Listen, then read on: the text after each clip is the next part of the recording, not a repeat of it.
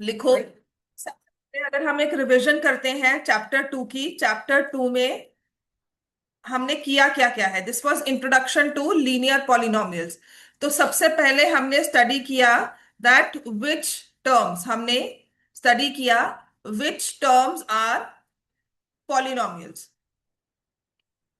Are called polynomials. ठीक है। इसके प्रॉपर नोट्स मैं आपको शेयर कर दूंगी, पर चैप्टर 1 के भी ऐसे ही नोट्स बना रही हूँ so that it's easy for you to understand categorize questions.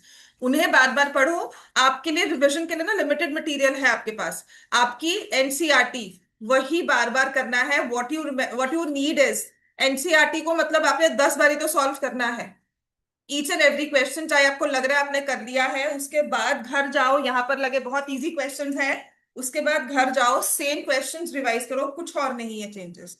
Seriously, do you come here, sit. ठीक है। एनसीईआरटी की देखो, आपका एक्शन प्लान जो मैं आपको बता रही हूँ, मैंने कल पूरा टाइम लगाया है कि कोई एक्स्ट्रा बुक हो जो वर्थ इट है आपके बाय के लिए, कुछ नहीं है अभी फिलहाल। Because part 1 he 22nd I think April को आया था। बुक जो लॉन्च हुई थी ना वो लेट ऑफ अप्रैल में हुई थी, और सारी बुक्स पहले बन चुकी हैं। ठीक है ना। उससे पहले सारी प्रिंट हो चुकी थी, तो कोई फायदा नहीं है कोई एक्स्ट्रा बुक लेने का। आपके पास थोड़ा बहुत एनसीईआरटी का ही ये काम है। ठीक है, एक्स्ट्रा कुछ नहीं है। और एक्स्ट्रा के नाम पर सब इसके सॉल्यूशंस दे रहे हैं। सीरियसली, और सॉल्यूशंस की नहीं जरूरत है। क्या आपको मैं एक्स्ट्रा कोई वेबसाइट बताऊं कि वहां से आप पढ़ लो? सब पिछले वाले मटेरियल से ही पढ़ा रहे हैं। तो आपके लिए ना जो ये लीनियर पॉलिनोमियल्स है और चैप्टर 1 है वो आपको बुक से ही करना है। ठीक है। एनसीईआरटी आपकी कम से कम 5 या 6 बार तो आपने यहाँ पर सॉल्व कर ही लेनी है। आपको चैप्टर 2 एनसीईआरटी अगर आप करने बैठोगे ना, if you do it like 5 times seriously same question, तुम्हारी मुश्किल मतलब ही नहीं है कि तुम्हें क्वेश्चंस के कॉन्सेप्ट्स ना आए। बात समझ में आ गई? आपका चैप्टर 2 का टेस्ट होगा, टुडे इज थर्सडे, सैटरडे को या फिर मंडे को I take a test again. तब तक आपको चैप्टर 1 का टेस्ट और चैप्टर 1 के प्रॉपर नोट्स भी मिल जाएंगे आपके। जो मैंने अभी टेस्ट लिया था वो चेक होकर मिल जाएगा। बट मुझे पता है कि कॉन्सेप्ट वाइज आप लोग बहुत वीक हो। कॉन्सेप्ट वाइज तुम लोग अपनी तरफ से मेहनत नहीं कर रहे हो। कोऑर्डिनेट में डिस्टेंस फॉर्मूला अप्लाई करना नहीं आ रहा, मिड पॉइंट नहीं आ रहा, मतलब चैप्टर 1 फिर से आपको रिवीजन करवानी होगी। बात समझ में आ गई है सबको ये? और आज आपका चैप्टर 4 स्टार्ट हो जाएगा from this book which is algebraic formulas, exploring algebraic identities. ये करना ही है मुझे इस बार। ठीक है ना। तो उसके बाद we will not be doing ये जो अप एंड डाउन है, स्पेस पेरीमीटर एरिया, प्रोबेबिलिटी कर सकते हैं, और एक्सप्लोरिंग सीक्वेंसेस एंड प्रोग्रेशंस कर सकते हैं। चलो, तो अभी जो एनसीईआरटी में से आपने चैप्टर 2 में से पढ़ा है ना गणिता मंजरी, जो मैंने आपके उसमें बना भी दिया है, राइट। इसमें सबसे पहली चीज तो आपको ये आएगी कि व्हाट आर पॉलिनोमियल्स। ठीक है। तो जब भी आपने चैप्टर 1 शुरू करना है ना रिवीजन में, तो सबसे पहले आपको समझ में आना चाहिए व्हाट आर पॉलिनोमियल्स। पॉलिनोमियल से रिलेटेड टर्म क्या क्या होती है। तो उसके पास आएगा डिग्री ऑफ अ पॉलिनोमियल क्या होता है, टर्म्स ऑफ पॉलिनोमियल्स क्या होती है, देन व्हाट आर कोएफिशिएंट्स। ठीक है, what are coefficients. Then how do we arrange a polynomial, कैसे लिखा जाता है। तो अरेंज करने में ही what is a leading term and leading coefficient. तो ये कुछ बेसिक टर्म्स हैं, लिख लो, जो आपको समझ में आनी चाहिए when you start with a revision class. कि डिग्री क्या होती है, टर्म्स क्या होती है, देन वेरिएबल्स क्या होते हैं। जब कोएफिशिएंट्स लिखा ना, तो वहां पर एक और टर्म आएगी, व्हाट आर वेरिएबल्स। कोएफिशिएंट्स तो होते ही हैं, तो साथ में what are variables, coefficients and variables. तो ये हमारे ब्रॉडली पॉइंट्स होंगे जो हमने फर्स्ट एक्सरसाइज में आंसर करने हैं। एक्सरसाइज 2, लीडिंग कोएफिशिएंट्स के बाद ना पॉलिनोमियल में ही क्या आएगा, टाइप्स ऑफ पॉलिनोमियल्स। तो ये सारा ना समझ में आना चाहिए। और इसके बाद मैंने आपको दो चीजें करवाई थी, टाइप्स ऑफ पॉलिनोमियल्स के बाद हमने दो चीजें की थी, which was a zero polynomial and a constant polynomial. तो बच्चों ये भी समझ में आना चाहिए कि जीरो पॉलिनोमियल क्या होता है और कांस्टेंट, क्योंकि ये लिखा हुआ है यहाँ पर।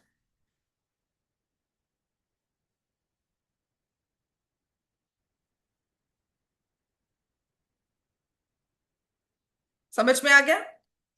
अब आफ्टर टाइप्स ऑफ पॉलिनोमियल्स, जब आप डिग्री के हिसाब से स्टडी करते हो पॉलिनोमियल्स को और टर्म्स के हिसाब से स्टडी करते हो पॉलिनोमियल्स को, तो डिग्री के हिसाब से हम नाम देते हैं linear, quadratic, cubic, by quadratic.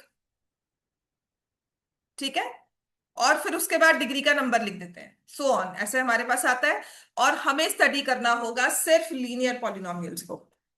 आपके प्रीव्यू में जो आएगा वो सिर्फ है लीनियर पॉलिनोमियल। बात समझ में आ गई? ठीक है? तो हमारे पास होगा लीनियर पॉलिनोमियल, लिखो। इसके बाद आफ्टर ऑल दोस पॉइंट्स, हमारी जो एक्सरसाइज 2.2 स्टार्ट होगी ना, तो उसकी कंडीशनिंग से पहले, 2.2 से पहले जो जो कॉन्सेप्ट्स आए वो थे सिर्फ लीनियर पॉलिनोमियल्स के। सो लीनियर पॉलिनोमियल्स की टाइप क्या होती है? तो अब पॉलिनोमियल को लिखते हैं पी ऑफ एक्स, और यूजुअली वाई एक्सिस को पी ऑफ एक्स ही मान लेते हैं। This is A x plus B. Linear polynomial की general form is y is equal to A x plus B, जो आपकी बुक में मेंशन किया हुआ है। इसको लीनियर फंक्शन भी बोल देते हैं, लीनियर पॉलिनोमियल भी बोल देते हैं। अभी आप सब चीजें ना इंटरचेंजेबली ही यूज करोगे। फंक्शन कह दिया, पॉलिनोमियल कह दिया, तो तुम ज्यादा सोचोगे नहीं कि क्या फर्क है। डीप में जाओ तो फर्क है, ओवरऑल आप ऊपर ऊपर से देखो तो सब एक जैसी चीजें हैं। बात समझ में आ गई? ठीक है? तो लीनियर पॉलिनोमियल के बाद हमारे पास ये आता है, और इसमें ना we did some statement problems in one variable. तो हमारे पास 2.2 में आई statement problems in one variable.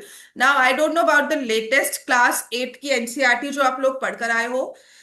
पुरानी वाली एनसीईआरटी में ना एक चैप्टर 2 हुआ करता था, which was linear equations in one variable. I don't know how many of you have done it. पर अगर आप पुरानी वाली एनसीईआरटी पढ़ रहे थे विदाउट द चेंजेस, तो इसमें एक चैप्टर था, ये सारे क्वेश्चंस वहीं के हैं। ये कोई नई चीज नहीं है। उसने लीनियर पैटर्न्स को ही, लीनियर चीजों को ही, रिलेशनशिप्स को ही स्टेटमेंट्स की फॉर्म में करवाया है। तो यहीं से वो क्वेश्चंस है, मैंने काफी लिख भी दिया है वर्कशीट में, बट स्टिल वो over the period of time होते रहेंगे। समझ में आ गई बात ये? अब इसके बाद they spoke about linear patterns. आपकी नेक्स्ट एक्सरसाइज ना लीनियर पैटर्न्स के बारे में बात करती है। तो लीनियर पैटर्न्स क्या होते हैं? कहते हैं कि ये जो y is equal to A x plus b है ना, इसमें कुछ ना कुछ एक पैटर्न, मतलब जब भी हम चीजों के बारे में बात करते हैं तो कुछ एक पैटर्न होता है कि हर स्टेज पर अब x को बढ़ाते रहते हो। पैटर्न मतलब है कि if you start changing x, if you start changing x, what is the impact on y? x को बढ़ा दिया तो y क्या हो गया, x को कम कर दिया तो y क्या हो गया। वो लीनियर पैटर्न्स है। जैसे कि for example there is a tank of water, आप इसमें पानी भर के रखा हुआ है, इसमें 500 ml पानी है, या आपने फ्यूल टैंक फिल किया होता है। Now with every usage of that fuel tank, आपका पेट्रोल जो है वो कम होता रहता है, फ्यूल टैंक में क्वांटिटी कम होती है। आपने कहा कि मैं आज 2 किलोमीटर जाकर आया तो इतना कम होगा, 10 किलोमीटर जाने के बाद इतना कम होगा। That is what linear pattern is. बात समझ में आ गई? लीनियर पैटर्न का मतलब है कि आप किसी चीज को कंज्यूम कर रहे हो, आप देख रहे हो कि वो अब कम हो रही है, ज्यादा हो रही है, तो वो लीनियर पैटर्न्स कहते हैं कि मैं कुछ बना रही हूँ। जैसे मैंने यहाँ पर आज एक क्वेश्चन किया, I am doing 2 chapters today, I am doing 3 chapters today. ठीक है? मैं हर रोज एक चैप्टर कर रही हूँ, तो मेरे इनिशियल एक चैप्टर हो गया, दूसरे दिन में 2 चैप्टर्स हो गए, तीसरे दिन में 3 चैप्टर्स हो गए। So these are the kind of relationships patterns we study. समझ में आ गया? तो थर्ड एक्सरसाइज ना आपके सिर्फ लीनियर पैटर्न्स को बता रही थी कि जो टैक्सी फेयर वाले क्वेश्चंस थे फॉर एग्जांपल, ठीक है, लिख लो। Taxi fare questions, parking charges होते हैं, इनिशियल पार्किंग चार्जेस होते हैं ना, और उसके बाद होता है कि 1 घंटा चार्ज करोगे, उसके बाद after 24 hours this will be the charges. Right? Parking charges होते हैं, यूसेज चार्जेस होते हैं कि इतना 300 तक तो फिक्स है, इसके ऊपर डेटा लिया तो हमें चार्जेस हो जाएंगे। होता है ना, 300 GB is fixed, 3 GB data आपको फ्री है, इसके ऊपर चार्जेस होंगे। तो ऐसे यूसेज चार्जेस होते हैं, टेक्नोलॉजी यूसेज चार्जेस होते हैं। तो ये सारे आपको पैटर्न्स दिखाते हैं कि कुछ फिक्स्ड है और कुछ वेरी कर रहा है अकॉर्डिंग टू यूसेज। तो इन पैटर्न्स में ना जो बी है वो फिक्स्ड अमाउंट दिखाता है, क्योंकि उसमें वेरिएबल नहीं है। और ये जो एक्स है ये चेंजिंग अमाउंट दिखा रहा है एज पर यूसेज। ठीक है। X shows the changing amount as per usage, कि अगर 10 किलोमीटर जाकर आओगे तो इतना पेट्रोल टैंक खत्म हो जाएगा, अगर 20 किलोमीटर जाकर आओगे तो इतना पेट्रोल टैंक खत्म हो जाएगा। और बी है जो रिजर्व में रखा हुआ है, कितना तो रिजर्व में रहता है कि इसके बाद बंद ही होगा, इसके बाद एक्टिवा चलेगा नहीं। लेकिन अगर आपने रिजर्व भी खत्म कर दिया तो बिल्कुल it needs to be filled and then it start consuming. बात समझ में आ गई है? तो ये सब क्वेश्चंस है लीनियर पैटर्न्स के। इसके बाद लीनियर पैटर्न बताने के बाद ना, तो आपको समझाया कि कुछ चीजें बढ़ती हैं लीनियर पैटर्न से, कुछ चीजें कम होती हैं, ठीक है, डिके होती हैं। जैसे डेप्रिसिएशन होती है, for a price of car it decreases every year, ठीक है ना। कुछ चीजों को यूज करने के बाद वैल्यू डिक्रीज होती है, कुछ चीजों को यूज करने के बाद वैल्यू इंक्रीज होती है। जैसे अगर आप सेविंग अकाउंट में 500 डाल दो और हर महीने 10-10 रुपए ऐड करते रहो। बात समझ में आ गई? तो आपको पैटर्न सिखाया। तो पैटर्न से दो वर्ड्स उन्होंने निकाले, linear growth and linear decay. Growth है जो सारा लीनियर में ही हो रहा है, क्योंकि हमारे पास equation y is equal to A x plus B ही है। तो लीनियर ग्रोथ जो है वो या डिके है, उसको बताने के लिए we see a which is coefficient of x, we see a which is coefficient of x.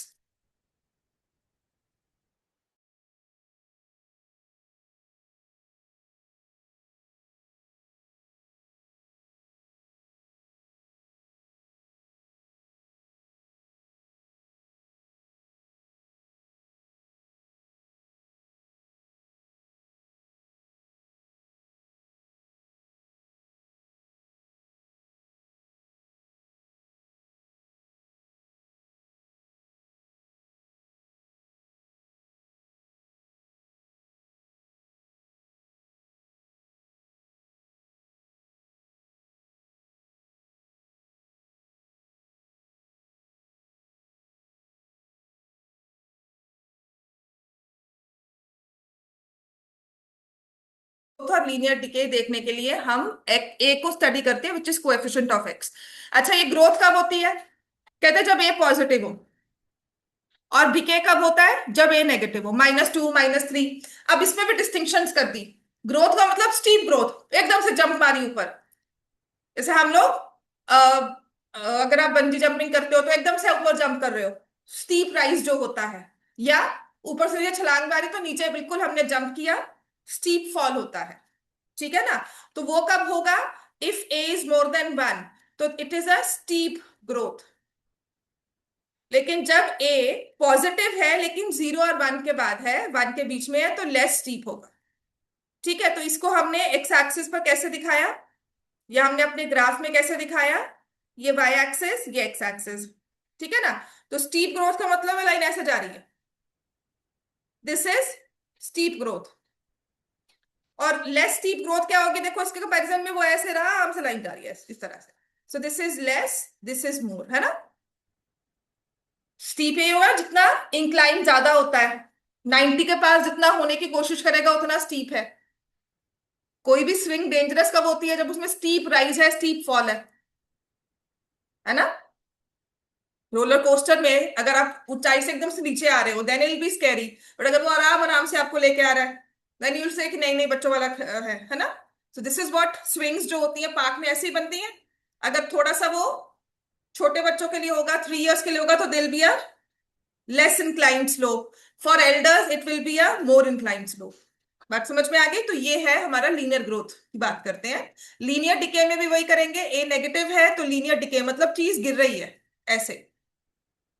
समझ में आ गया? लेकिन when it is a steeper decay तो ए जो है वो लेस देन -1 होगा। माइनस मतलब उसका नंबर बड़ा होना चाहिए लेकिन नेगेटिव में। समझ में आ गई बात है?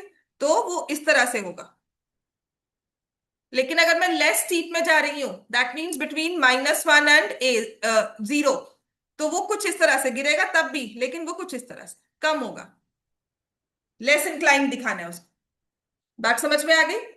फिर जब मैं ये बात कर रही हूँ ना, सभी लाइंस में ओरिजिन से पास करवा रही हूँ, so y is equal to A x. B नहीं होगा उसमें, जब लाइन ओरिजिन से पास कर रही है, that means no b. y is equal to ax, that means these lines pass through origin.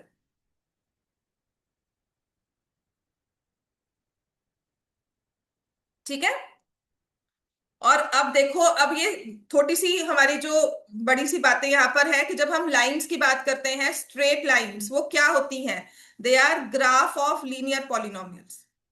अब लीनियर पॉलिनोमियल बोलो, लीनियर इक्वेशन बोलो, ब्रॉडली आपके लिए एक ही बात है. आप इसको बहुत डीपली स्टडी करके ये नहीं करे हो कि नहीं पॉलिनोमियल्स अलग होते हैं, इक्वेशंस अलग होती हैं, बिल्कुल अलग होंगे. लेकिन अभी फिलहाल के लिए graph of linear polynomials, linear equations will be straight line. Straight lines के लाइंस में होते हैं पॉइंट्स, और इक्वेशंस के होते हैं सॉल्यूशंस. ठीक है. पॉइंट्स की फॉर्म होती है एक्स कॉमा वाई, और सॉल्यूशंस की फॉर्म होती है x is equal to y is equal to. मतलब अगर मैंने लिखा है x equal to 1, y equal to 2, तो यहां पर वही चीज 1, 2 करके आ जाएगी. बात समझ में आ गई? तो अगर मैं स्ट्रेट लाइंस की बात करूंगी, मैं 1, 2 लिखूंगी क्लोज ब्रैकेट्स में, राउंड ब्रैकेट्स और राउंड ब्रैकेट्स में. ठीक है. लेकिन अगर मैं सॉल्यूशंस की बात करूंगी तो मैं x equal to y equal to लिखूंगी कि x की वैल्यू ये है, y की वैल्यू ये है. राइट. तो इंटरचेंजेबली वही चीज पॉइंट है, वही चीज सॉल्यूशन है. यहां पर यही x1 y2 है, यहां पर 1, 2 है. बात समझ में आ गई? तो आपको कहा जाए 1, 2 is a line, point on the line. लिखा जाता है ना ऐसे कि if 1, 2 is a point on the line y is equal to A x plus B. तो इसका मतलब क्या है, इसको तुम्हें यूज कैसे करना है इस इंफॉर्मेशन को, ये सबसे इंपॉर्टेंट चीज है हमारे लिए. कैसे यूज करोगे बताओ? मैंने अब बता दिया 1, 2 का मतलब क्या है, कि ये पॉइंट है लाइन का. तो वही पॉइंट जाकर इक्वेशन में क्या बन जाता है? क्या बनता है, लिखा है अभी तुमने इसको. इक्वेशन के लिए क्या बनता है वो? वही पॉइंट जब इक्वेशन पे जाता है तो उसका नाम क्या हो जाता है? पढ़ो, लिखो मत. दिमाग खोलकर चीज को पढ़ो. या लिखा हुआ है मैंने, ये पॉइंट जाता है तो क्या बन जाता है यहाँ पर? क्या बोल रहे हैं हम उसको? सॉल्यूशंस. इसका सॉल्यूशन होने का मतलब क्या है? इसमें क्या चीज आपको नहीं पता? बहुत सारी चीजें नहीं पता, लेकिन अगर ये 1, 2 है तो ये क्या शो करता है? X and y. तो यहां पर एक्स क्या हो गया? एक्स कितना होना चाहिए? 1. कि जब एक्स 1 होगा वाई कितना हो जाएगा? 2. So according to some numbers, जब हम एक्स को 1 लिखेंगे तो वाई हमारे पास 2 आएगा. तो this is how this thing is to be used. समझ में आ गई बात ये सबको? क्योंकि यहीं से हमारी 2.5 सारी जो चीजें हैं ना, अब उसने फिर आपको स्ट्रेट लाइंस बनाकर सब कुछ सिखाया. फिर उसके बाद क्या सिखाया? पॉइंट और ये लाइन बनाने के बाद ना, सब कुछ चीजें जो सिखाई ना, उसने कहा कि अब आते हैं जब हम लिख रहे हैं ना y is equal to A x plus b. Y तो हो गया, y कोऑर्डिनेट, y एक्सिस के पॉइंट्स, और x हो गए x एक्सिस के पॉइंट्स. तो जो ये a होता है ना, जो x के साथ लगा हुआ है, इसको हम बोलते हैं स्लोप ऑफ द लाइन. तो जो आप ये लीनियर डिके या लीनियर ग्रोथ की बात कर रहे थे ना, तो स्लोप ऑफ द लाइन ना, उसको हमने लीनियर ग्रोथ, लीनियर डिके को एक जनरल वर्ड दे दिया स्लोप. स्लोप नेगेटिव है डाउनवर्ड, स्लोप पॉजिटिव है अपवर्ड्स. समझ में आ गई बात ये? तो इसको कहा स्लोप. तो बी क्या होता है? बी कहते होता है वाई इंटरसेप्ट. अब फिर भी इसमें जरूरी चीज क्या है, जो पॉइंट ऑफ ऑब्जर्वेशन है, कि when you are writing in y is equal to A x plus B का form, here the coefficient of y should be 0, should be 1, sorry, very sorry. Coefficient of y should be 1. जब आपने इसको slope declare किया ना x के साथ वाले number को, वो तब किया जब y के साथ कोएफिशिएंट 1 है. अगर नहीं होगा तो पहले बनाओ, उसके बाद बताओ कि ये स्लोप है. समझ में आ गई? तो उसके बाद मैंने आपको बता दिया कि अब क्या करना है हमें. स्लोप आ गई, स्टीपर होगी, लेस स्टीप होगी, वो सारा हमने डिस्कस कर दिया. राइट. फिर इसके बाद आपको इस लाइन को ग्राफ पे ड्रॉ करने के लिए कहा जाएगा, ड्रॉ ऑन ग्राफ. तो आपको क्या करना होता है? एक्स एंड वाई की वैल्यूज लेनी होती है ना. So we prefer integer values. We prefer integer values ताकि प्लॉट करना आसान रहे कि 1 है 2 है 3 है -1 है 0 है। So we get corresponding values of y as पर द इक्वेशन, और हम ग्राफ बना लेते हैं। बात समझ में आ गई? तो जब भी ये line y is equal to A x plus b है, कहीं ना कहीं एक्स एक्सिस को कट करेगी, कहीं ना कहीं y एक्सिस को कट करेगी।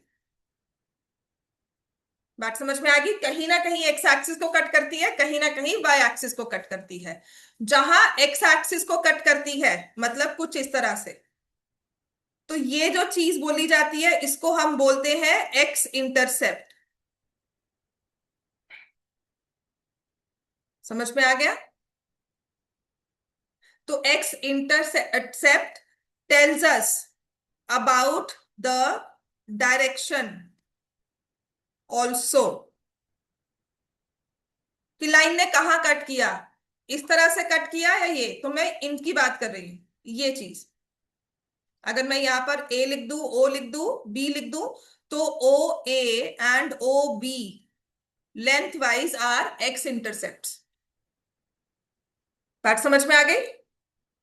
ठीक है ना, दो लाइंस की बात हो रही है, तो अगर मैं सारे पॉइंट्स देखो, अगर मैं आपको कंफ्यूज नहीं करना चाहती हूँ, तो मैं अगर बनाना चाहूंगी ना एक्स इंटरसेप्ट, तो मैं इस तरह से बनाऊंगी कि देखो या तो वो ऐसे जाएगी लाइन, ये है, ये एक्स इंटरसेप्ट है, या फिर इस तरह से जा रही है, ये एक्स इंटरसेप्ट है। इसमें डिके हो रहा है, ये ग्रोथ है ना। अब ये ऐसे भी तो जा सकती है, ये भी एक्स इंटरसेप्ट है। लाइन की प्लेसमेंट किसी भी क्वाड्रेंट में हो सकती है, लेकिन वो एक्स को कहाँ कट कर रही है, वो एक्स इंटरसेप्ट है। ठीक है। अब यहां पे कट किया, यहां कट किया, ऐसे गई है, it could go like this, तो ये एक्स इंटरसेप्ट है। चारों इक्वेशंस बना दी। बात समझ में आ गई? तो इन एवरी सिचुएशन में एक्स वाला पॉइंट देख रही हूं, तो एक्स निकालने के लिए, ये एक्स इंटरसेप्ट निकालने के लिए हम क्या करते हैं? टू फाइंड एक्स इंटरसेप्ट क्या करना चाहिए? Put y equal to 0। For x intercept put y equal to 0। और ये जो एक्स इंटरसेप्ट होता है ना, अल्टीमेटली एक पॉइंट ही है, तो इसको आप लिख सकते हो एक्स इंटरसेप्ट की जो वैल्यू होगी कॉमा 0। अल्टीमेटली एक्स इंटरसेप्ट क्या है? Point of intersection of line with x axis. तो है तो ये पॉइंट ही, ये वाला, लेकिन जब आपने लिख दिया एक्स इंटरसेप्ट तो पता है कि वहां पे वाई 0 ही होगा उस जगह पर। अगर मुझे पॉइंट फॉर्म लिखनी है तो x intercept comma 0 is the point. बात समझ में आ गई? This is x intercept. बात समझ में आ गया? ये 4 3 आपको मैंने जो सम लिखवाया है ना, क्योंकि इसके बाद मैं आपके साथ नोट शेयर करूंगी, उसको पढ़ना भी तो आना चाहिए ना, तो इस हिसाब से लिखा हुआ है सारा कुछ। बात समझ में आ गया ये सबको? ऐसे ही जहां पर वाई एक्सिस को कट करती है उसको बोलते हैं वाई इंटरसेप्ट। और जब आप इक्वेशन को y is equal to A x plus b की फॉर्म में लिखते हो ना, तो a हमारे लिए क्या होता है, अभी भी किया था हमने, a को क्या बोलते हैं? स्लोप। स्लोप के लिए यहां पर y के साथ कोएफिशिएंट क्या होना चाहिए? 1। वेरी गुड, ठीक है ना। तो तभी जब ये 1 कोएफिशिएंट होगा ना, और जो ये कांस्टेंट नंबर यहां पर आएगा उसको कहा जाता है y इंटरसेप्ट। तो y को पढ़ना बड़ा आसान है, y के लिए नंबर निकालना बड़ा आसान है, कोई काम एक्स्ट्रा नहीं करना। लेकिन x के लिए थोड़ा एक्स्ट्रा काम करना होगा आपको, y को 0 पुट करना है, फिर टर्म्स को शिफ्टिंग करनी है, उसके बाद निकालना है। तो y इंटरसेप्ट भी क्या हुआ? Point of intersection of line with y axes. तो ये भी एक पॉइंट है, तो इसकी फॉर्म क्या होगी? 0 और y इंटरसेप्ट। अब लाइन जो है y को कहीं से भी आकर कट कर सकती है, उसमें टकराना है लाइन के, लाइन ने बस y के साथ। तो जैसे मर्जी देखो, बच्चे ऐसे आके कर ले, वो ऐसे आके कर ले, वो कहे नहीं मुझे नीचे आना है तो वो ऐसे आ जाए, यहां से वो कहे नहीं मुझे आना है तो ऐसे आ जाए। तो हर बार ना मैं यही लाइन को स्टडी कर रही हूँ, ठीक है, यहां से इस चीज को, और I am taking this entire thing, ये वाली, ठीक है, या फिर वी टॉक अबाउट ये वाला लाइन, या फिर वी टॉक अबाउट दिस। हर बार हम y इंटरसेप्ट देख रहे हैं कि y को कहाँ कट किया, तो y हो जाएगा, तो x को हमने 0 पुट करना है। टू फाइंड y इंटरसेप्ट बहुत आसान होता है, इस पर तो काम भी नहीं कुछ करना। लेकिन अगर वाई इंटरसेप्ट निकालना है तो एक्स को जीरो पुट कर दो। ठीक है। वाई इंटरसेप्ट तो डायरेक्टली ऐसे निकल जाएगा। और इसका फुल प्रूफ मेथड क्या है कि जब भी आपने वाई निकालना है तो एक्स को जीरो निकाल दो। And y intercept also tells about the direction. ठीक है ना, कहाँ पे कट किया, पॉजिटिव कट किया नेगेटिव कट किया, तो वाई इंटरसेप्ट नेगेटिव पॉजिटिव बताएगा। समझ में आ गई बात ये। और सबसे जरूरी चीज अब आपको, you should know how to graph, graph बनाना आना चाहिए। राइट। और फिर उसके बाद ना, y is equal to A x plus B, तो आपने स्लोप बता दी ये होती है। तो उन्होंने ऑब्जर्वेशन करके आपको बताया for parallel lines slopes are equal. For parallel lines slopes will always be equal. ठीक है। तो इन जनरल फॉर्म अगर मुझे लिखना है ना, मैं कैसे लिखूंगी, मैंने कोऑर्डिनेट एक्सिस बनाए, ये है y is equal to A x plus b one, y intercept change हो गया, यहाँ पे कट करा ना, देखो ये वाला, और यहां पर बनाया, तो ये चीज आ गई। तो मैं लिखूंगी y is equal to A x plus b two, देखो यहां पर ये बी टू पॉइंट है। ठीक है, और बनाना है, ये मैंने यहां बना दिया, y is equal to A x plus b three, ये पॉइंट जो है अब now this is b three. तो जब पैरेलल लाइंस है उनके x and y intercept change होते रहेंगे, स्लोप सेम रहेगी। बात समझ में आ गई आपने। सिर्फ ए एक्स सेम रखा, टू एक्स सेम रखा, plus one minus one plus two minus two करते रहे आप उसमें। समझ में आ गई बात ये। राइट। तो अगर लाइंस पैरेलल नहीं होती तो इंटरसेक्टिंग होती हैं, तो उसने कहा अगर स्लोप्स इक्वल नहीं है तो lines are intersecting. If slopes are not equal that means lines intersect हमेशा। ठीक है, लाइंस इंटरसेक्ट। तो कहते क्या होता है जब हमने y इंटरसेप्ट सेम रखा, आपके पास है y is equal to A x plus b, ये स्लोप ए वन थी। अब आप कोई और स्लोप दे रहे हो, तो लाइन तो पास करेगी इस b से, लेकिन इसकी स्लोप अलग हो जाएगी। तो ये क्या बन गया, y is equal to a one था ना, स्लोप कुछ और नंबर आ गई ए टू एक्स, लेकिन इंटरसेप्ट b ही रहा। और जब आपकी स्लोप चेंज हो गई ना, तो उसने x को भी चेंज कर लिया। समझ में आ गई बात है। तो ये पेज 36 में ना, इन्होंने तीन पॉइंट्स करके लिखे हुए थे कि y is equal to A x plus b represent slope of line, b represents y intercept. If we keep changing values of a keeping b fixed, lines parallel हो जाएंगी, y रिमेन्स फिक्स्ड। ठीक है। नहीं, slope of line changes by y remains fixed, मतलब यहीं से ऐसे line पास होती रहेगी। ये आ गया y is equal to a three x plus b, ऐसे ही मतलब हमारा y इंटरसेप्ट सेम रहा। लेकिन कहते हैं कि अगर b को चेंज करते रहो, ये लाइंस पैरेलल बनती रहेंगी। तो ये सारी चीजें ब्रॉडली इसमें बताई। अब ये जितने भी क्वेश्चंस आपको दिए हुए हैं, प्लीज इनको अच्छे से ड्रॉ कर लेना, इनको अच्छे से सारी एक एक चीज, मतलब इसके प्रॉपर ऐसे नोट बनाओ कि बार बार यही पढ़ना है आपने, आपके पास एक्स्ट्रा कुछ नहीं है। अभी फिलहाल 2 महीने तो कुछ एक्स्ट्रा नहीं है, कोई एक्स्ट्रा बुक, कोई extra material on the website, nothing is available. जो पढ़ना है ना, हमें अपने हिसाब से पढ़ना है। बात समझ में आ गई। अब सिर्फ इसमें एक ही क्वेश्चन रहता था, क्वेश्चन नंबर 12, आई थिंक बाकी सब हम क्वेश्चंस कर चुके हैं। देखो एक बार, have you done question number 13? px equals to ax plus b, qx is cx plus d, two linear polynomials, graph of px passes through point 2 3 6 11, graph qx passes through point 4 comma minus 1, the graph of qs is parallel to graph of p of x। किया हुआ ना सारा ये, question number 13। हाँ, 39, chapter 2 खोल लो बेटा।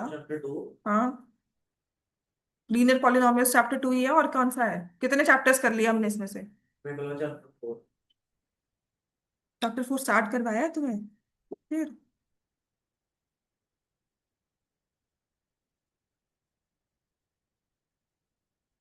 ठीक है। अब सच में कह रही हूँ, अब तुम जो थोड़ा सा लेड बैक वाले अपनी पोजीशंस पर हो, वो सब मत लिखो, क्योंकि अब काम बढ़ेगा ही आगे, कभी भी काम कम नहीं होगा अब। सो मेक श्योर आपकी जो सारी चीजें आप कर रहे हो वो सब आपकी साइड बाय साइड रिवाइज रहे, क्योंकि फोर्थ बुक, अभी सेकंड बुक पता नहीं हमारी कितनी आई है। तो हमने ये वाला क्वेश्चन तो कर लिया था, आई थिंक 13th क्वेश्चन देखो आपकी बुक्स में सॉल्व किया हुआ है सबने।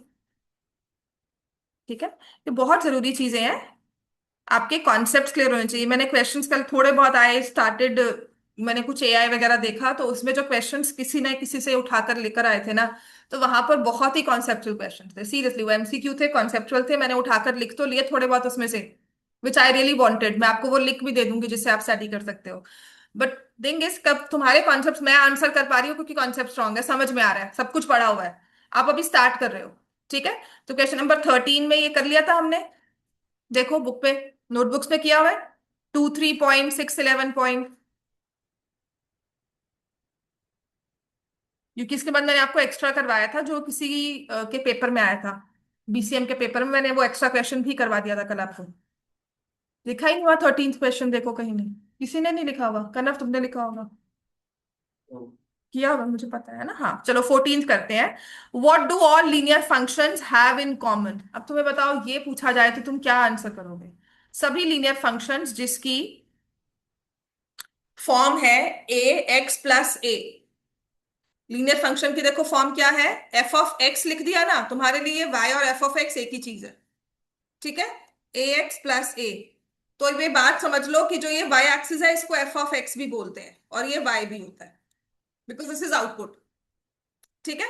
तो इन सब में क्या कॉमन है? ए मोर देन जीरो तो है।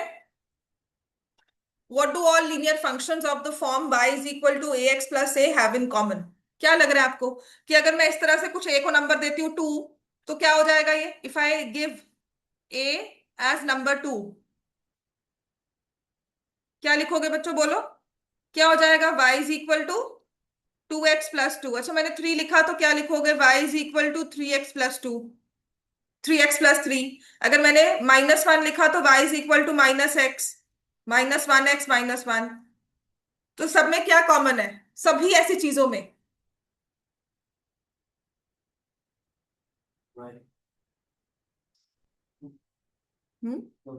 स्लोप उनकी सेम होगी एंड y इंटरसेप्ट भी same. What do all linear equations have in common? Slope and y-intercept। समझ में आ गया? क्योंकि देखो ये क्या बन गया, y is equal to a common लिखा, x+1। समझ में आ गई बात? है सिर्फ इसका अब इक्वेशन रहता है करने वाला। लीनियर ग्रोथ हो गया, लीनियर रिलेशनशिप हो गया। slope a is fixed by parallel lines of the form slope a is fixed by while the b the y intercept varies। ठीक है। चलो नेक्स्ट हमारे पास है ये वाला क्वेश्चन।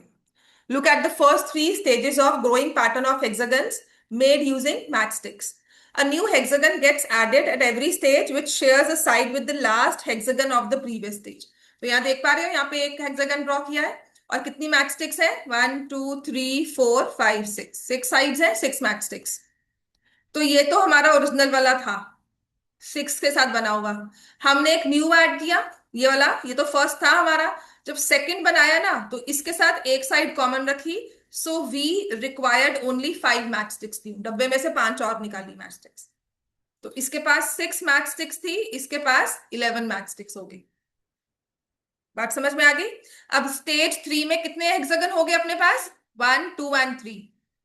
तो एक के पास तो 6 है, एक के लिए 6 निकाली।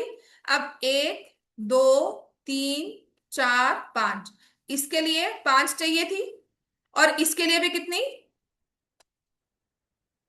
5 चाहिए थी। टोटल कितनी हो गई? तो अब उसने कहा है कि आप इस स्टेज को ना टैबुलेट करो। ठीक है। एक तो ड्रॉ करना है नेक्स्ट 2 स्टेजेस, वो आप ड्रॉ कर सकते हो। यहां पर आपने एक हेक्सागन बनाना है, फिर उसके बाद एक नेक्स्ट हेक्सागन बनाना है, ऐसे करते रहना। ठीक है। तो नंबर ऑफ मैचस्टिक्स स्टेज 1 पे कितनी थी? कितनी लिखी हुई है हमने? 6। नंबर 2 पे कितनी है अपने पास? 11। नंबर 3 पे कितनी है? 16। ऐसे नंबर 4 पे कितनी होगी अगर सोचो तो? 20 होगी। हाँ स्टेज 4 पे। Very good. स्टेज 5 पे 26। कितना ऐड करते जा रहे हैं हम हर बार? +5। तो कहता है ऐसे ही एन पर लेकर आओ, क्या होगा? तो हमने किससे स्टार्ट किया था? 6 से। और हर बार कितनी ऐड करते जा रहे हैं? 5। और जिस स्टेज पर बैठे हैं उतनी 5 ऐड करेंगे। तो सेकंड स्टेज पर 5 को एक बार ऐड किया था, तो it will be 5 × n-1। Stage 2 में n 5 एक बार ऐड हुआ है। स्टेज 3 में 5 दो बार ही ऐड हुए हैं। स्टेज 4 में, क्योंकि इनिशियल 1 से स्टार्ट किया था, 6 प्लस किया हुआ है। बात समझ में आ गई? ठीक है। So find the rule. ये क्वेश्चन पक्का ही पेपर में ऐसा कुछ भी बनकर आ सकता है। So find the rule to determine number of matchsticks required for n stages. N stage, how many matchsticks will be required for 15th stage? तो आपके पास नंबर ऑफ मैच स्टिक्स जो थी ना, y is equal to 6 + 5 × n-1 था। अब ये 6 stage कौन सी है आपकी? 15th। तो कितनी मैच स्टिक्स चाहिए होंगी? 6 + 5 × 14 कितनी हो जाएंगी? 76 matchsticks. Now, can 200 matchsticks form a stage in the pattern? तो आपको बताना है कि क्या 200 matchsticks एग्जिस्ट कर सकती है। तो उसके लिए हम क्या करेंगे कि 200 एग्जिस्ट करती है तो हम n की वैल्यू निकालते हैं। 6 + 5n-1। सॉल्व करो इसको। क्या ऐसी कोई नंबर ऑफ मैचस्टिक्स हो सकती है कि हमने 200 मैचस्टिक्स यूज कर ली? कोई ऐसी स्टेज आएगी? तो उसके लिए आप इसको सॉल्व करोगे। 200 equal to 6 + 5n-5। 200 equal to 5n+1। So 200 - 1 which is 199। नहीं आए है ना? हाँ, क्यों नहीं आएगी? 199 इक्वल टू 5n, n की वैल्यू क्या आ गई? 199/5। तो स्टेज तो हमारा क्या है? पॉजिटिव इंटेजर है। 1 stage, second stage, third stage. अब आप कहोगे कि नहीं नहीं, ये तो 20.5 स्टेज है। So because n is a fraction, is not an integer, therefore 200 matchsticks not possible। ठीक है, क्लियर हो गया इतना? समझ में आ गया हमें? ठीक है, नेक्स्ट लिखो क्वेश्चन। अब सबसे इंपॉर्टेंट क्वेश्चन जो ना, जहां पर हमारे एमसीक्यू बनकर आएंगे। So write down. The question says, what is the slope of line? What is the slope of line if it passes through points 2, 3 and 6, 11? तो ऐसी लाइन जो 2, 3 और 6, 11 से पास करती है, कहते हैं उसकी स्लोप बताओ क्या हो। बहुत ही जनरल क्वेश्चन है ये।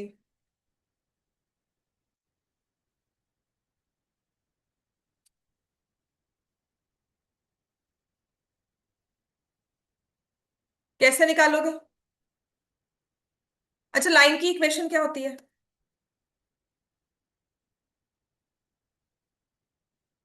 लाइन की इक्वेशन क्या होती है अभी लिखो। हाँ, ax+। ये पॉइंट्स देने का मतलब क्या है?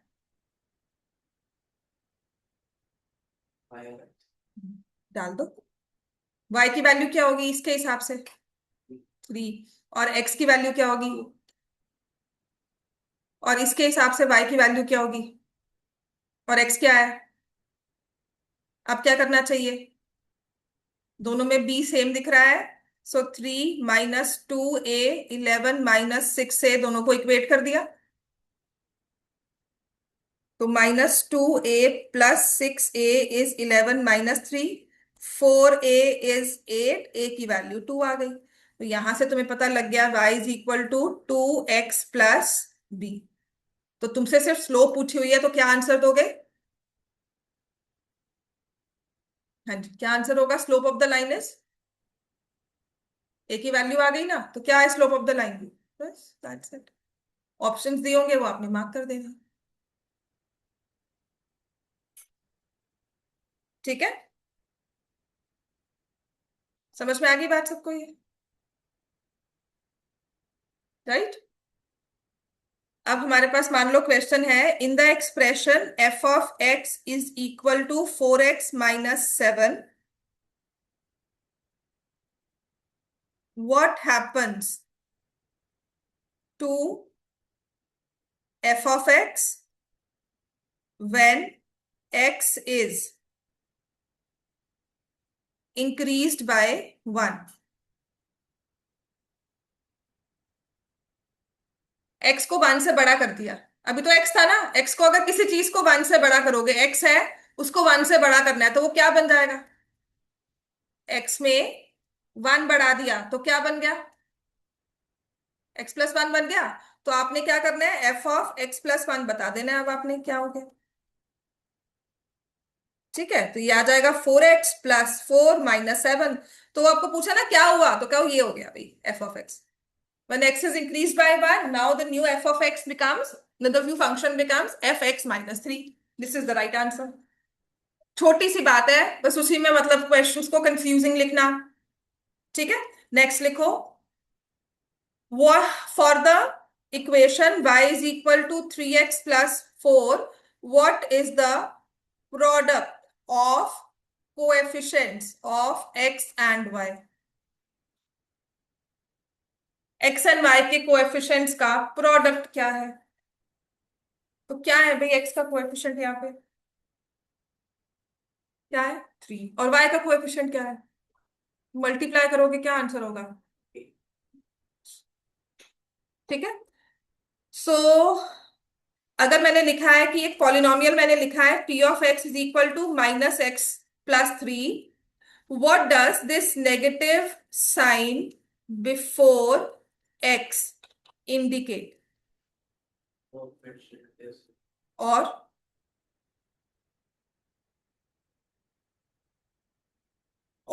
क्या होगा negative sign before this x indicate? Slope क्या है? नेगेटिव है, तो स्लोप नेगेटिव होती है तो हम क्या बोलते हैं? It is a case of linear decay. ये लिखना होगा, indicates case of linear decay. बात समझ में आ गई बात ये? ठीक है, तो नेक्स्ट लिखो, right the coordinates of point on line y is equal to 3x+4 when x equal to 2।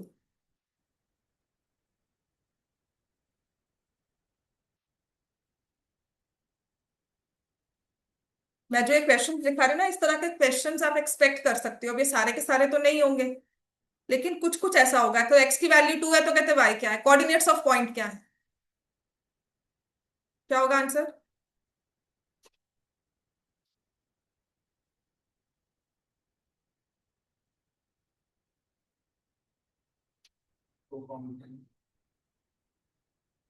लिखा करो।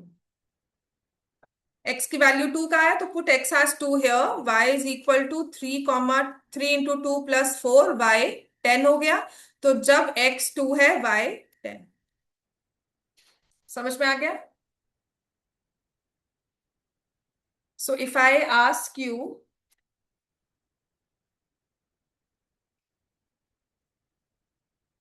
find the x intercept of line y is equal to 3x + 5। x intercept निकालना है।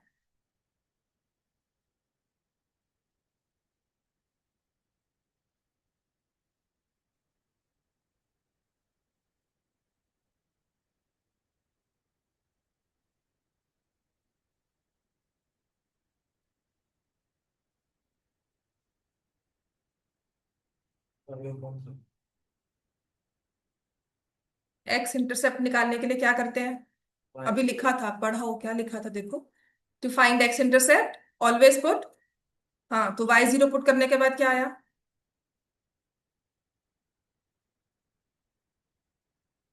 हाँ जी।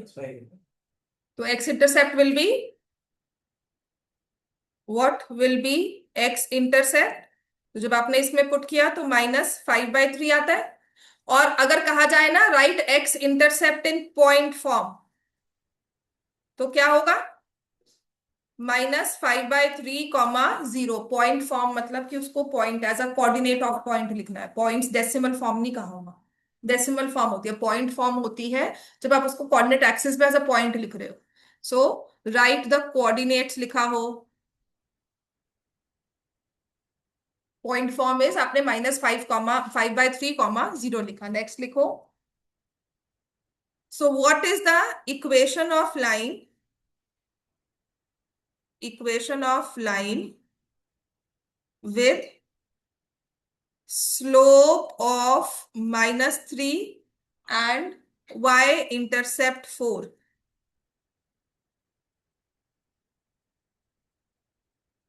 क्या इक्वेशन बनाओगे line की अगर slope -3 है, y इंटरसेप्ट 4 है?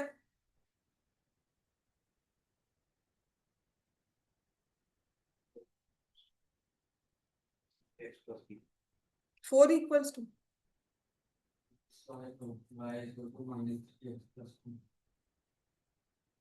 क्योंकि तुम y को लिखते हो ax + b। a को नाम देते हो स्लोप का और b को नाम देते हो y इंटरसेप्ट का। समझ में आ गई बात है? So y is equal to -3x + 4। ये एक इंपॉर्टेंट क्वेश्चन है, डायरेक्टली पूछा जा सकता है ये। या फिर 2 पॉइंट से लाइन पास कर रही है, now find the equation of the line. वो जरूर, या फिर उसकी स्लोप निकालो, वो चीज जरूर आएगी। ठीक है। तो जैसे मैंने, अब नेक्स्ट क्वेश्चन है कि given points 1/2 and 3,6, what is the equation of line they form? Yeah, if they are joined to form a line, what is the equation of that line? इस तरह से कुछ भी पूछा जा सकता है। ठीक है ना, तो बात को समझना है आपने।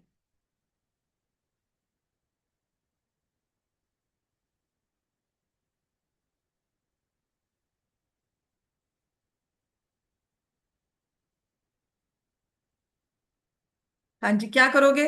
लाइन की इक्वेशन किस फॉर्म में होती है? y इज इक्वल टू, आपको जो सिखाई हुई है वो क्या है? तो ये 2 पॉइंट्स दे दिए। इसके बाद चैप्टर 2 आपका खत्म है, मैं आगे नहीं रिवाइज करवाऊंगी because I need to start with chapter 4 now. ठीक है। और वो हम सारे पॉलिनोमियल्स के फॉर्मूलाज देखेंगे। जितने इसने दिए हुए हैं वो तो ठीक ही है, उतने तो पढ़ेंगे ही, लेकिन अपने हिसाब से हम लोग ना बहुत प्रैक्टिकल चीजों को अगर देखने की कोशिश करते हैं ना, आइडेंटिटीज, तो सिर्फ हमें इसको प्रैक्टिस ही करनी है। तो इसकी तो वर्कशीट्स बिल्कुल तैयार है, ये बहुत अच्छे से आपका प्रिपेयर हो सकता है चैप्टर। उन्होंने तो कम ही दिए हुए हैं ना क्वेश्चंस, पर मैं आपको बहुत सारे करवाऊंगी इसमें।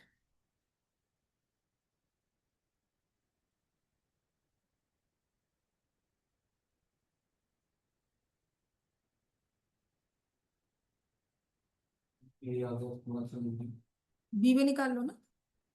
तुम्हारे पास पॉइंट्स है ना बच्चा, तुमने बी निकाला होगा, बी को इक्वेट किया होगा ना फॉर्म में, तो बी भी निकाल लो। है ना?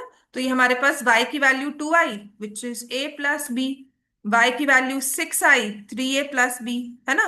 तो तुमने लिखा 2 - a is equal to 6 - 3a। यहां से 2a और ये आ जाएगा 4, तो a की वैल्यू 2 आ गई। तो इफ a इज 2, बी किसके इक्वल है? 0। तो आपकी इक्वेशन आप लिख दोगे इस 2x + 0 लिख दो, और y is equal to 2x लिख दो, जो अंडरस्टूड है कि बी 0 है। बात समझ में आ गई है? ठीक है। अब ऐसा कुछ पूछा जाए, देखो लिखो बड़ा, अब है वही चीजें बार बार घूम के वही आ रही है। For what value of x does point x, 0 lie on the line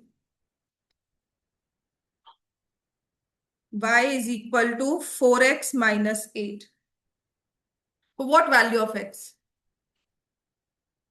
ये पॉइंट x, 0 है, तो क्या करना चाहिए आपको? कौन सा पॉइंट है x, 0? इसको लाइन पे लाई करना है, तो इसके लिए हम क्या करेंगे? हाँ, खूब। बिल्कुल ठीक है, बहुत बेसिक्स है ये। 4x - 8, 4x इज 8, x की वैल्यू क्या आ गई? मैं जो आपको वर्कशीट शेयर करूंगी ना, उसको प्रिंट आउट करके अपने ना यहाँ पे चिपका लेना, उसको पढ़ते रहना है रोज रोज। ऐसी चैप्टर 1 की शेयर करूंगी सीरियसली। टाइप ऑफ क्वेश्चंस, किस किस तरह के क्वेश्चन आ सकते हैं वो सब कैटेगराइज करके, when you have to check a rhombus, square, rectangle, वो सब चीजें ना लिखकर properly, it take me 1 or 2 days, chapter 1 पूरा हो जाएगा। चैप्टर 2 की तो वर्कशीट बहुत अच्छे से बनी हुई है। तो पुरानी वाली वर्कशीट को थोड़ा सा अच्छा करके ना यहीं पे सारे आपको अलग से क्वेश्चंस दे दूंगी, अपडेट करके नए क्वेश्चंस भी, बट वो सारे करने हैं हमें। ठीक है। तो ये जो हमारे पास अभी टाइम है 21 से पहले का, उसमें कोशिश करूँ चैप्टर 4 तक आपको तैयार करवा के भेजो। जब आप आओगे, स्कूल्स भी शुरू हो जाएंगे, मे बी नई बुक भी लॉन्च हो जाए, तो उसके हिसाब से will see, may be probability, या फिर आपको एपी वो करवाऊं, और जिनका लाइंस एंड एंगल्स रहता है वो करवा दूंगी उनको। तो रिविजन्स चलेंगी और क्लासेस होंगी, तो उसके बाद पता लगेगा सिलेबस में क्या क्या आ रहा है। तो एक्स की वैल्यू 2 आ गई, है ना। अब ऐसे नेक्स्ट क्वेश्चन हमारे पास है, देखो। For what value of b, find the value of b, find value of b if .4, 15 lies on the equation y is equal to 3x plus b। अब क्या करना चाहिए? डाल लो क्यों बच्चे। तो y की वैल्यू को डाल क्या रखेंगे?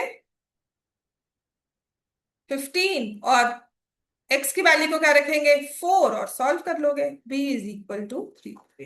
बेसिक्स है इक्वेशंस की, सीरियसली। जो चीज हम 11th में सीख रहे थे ना, ये चीजें, और जो आईसीएससी के बच्चे 10th में सीख रहे हैं, ये चीज आप 9th में सीख रहे हो। ये इक्वेशंस की बात ना, ये सीरियसली इतनी प्रैक्टिकली नहीं हुई थी 9th में आज से पहले। तो ये वही है। चलो, अब ये तो स्लोप की बात थी, और बाकी सब क्वेश्चंस ऑलमोस्ट मैंने आपको करवा दिए। This chapter is finished. इसके कॉन्सेप्ट्स को अच्छे से पढ़ लेना। आज जो लिखवाया है वो बेसिक हमारा